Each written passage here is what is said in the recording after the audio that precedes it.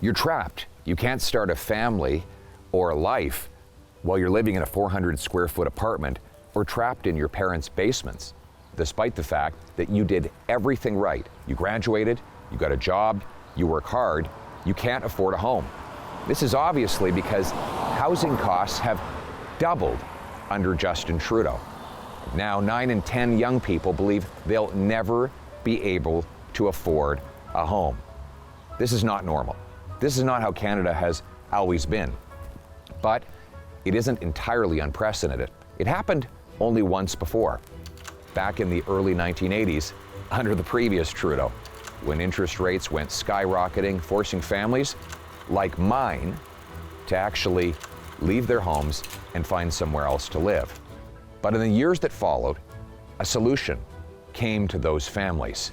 A solution that is as obvious as the day is long. We built more homes. Homes like this one, built in 1988.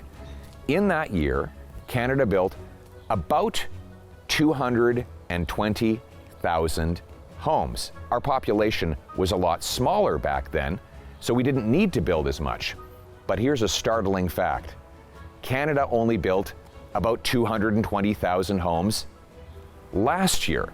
An even more incredible fact, we were building more houses per year 50 years ago than we are right now. This is a uniquely Canadian problem. Canada has the fewest houses per capita of any country in the G7, even though we have the most land to build on. In fact, we have fewer houses per capita than we did when Justin Trudeau took office 8 years ago. This is strange because Canada has among the biggest supply of land of any country on earth. We have only 4 people for every square kilometer. This compares to, for example, Japan, which has 338 people for each kilometer. With all that land, we should be able to easily build affordable homes for anyone who wants to have one. And yet, we have the fewest houses of any country at all. Why is that? What is standing in the way? The answer, in a word, is government. Government is standing in the way. Government prevents builders from building homes.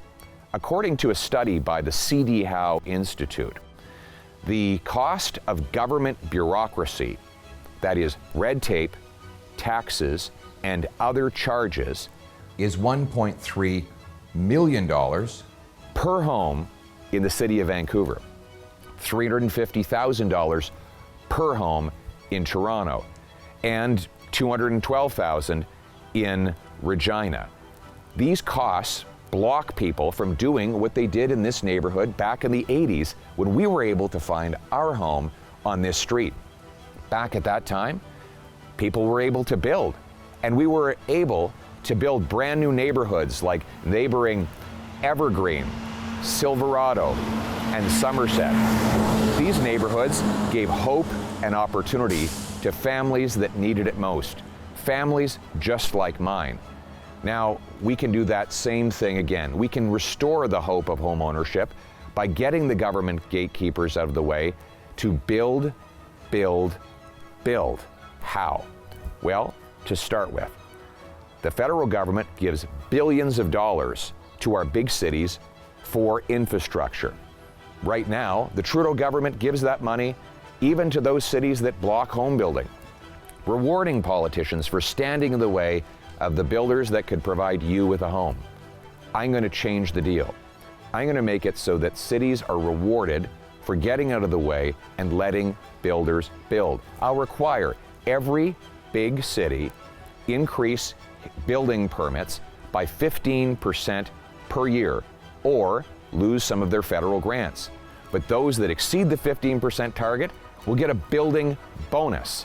I'll require every federally funded transit station be pre-zoned and permitted for high-density apartments all around so that our youth and seniors can live right next to the bus or train. And we'll sell off 6,000 federal buildings that we can convert into affordable housing for people just like you.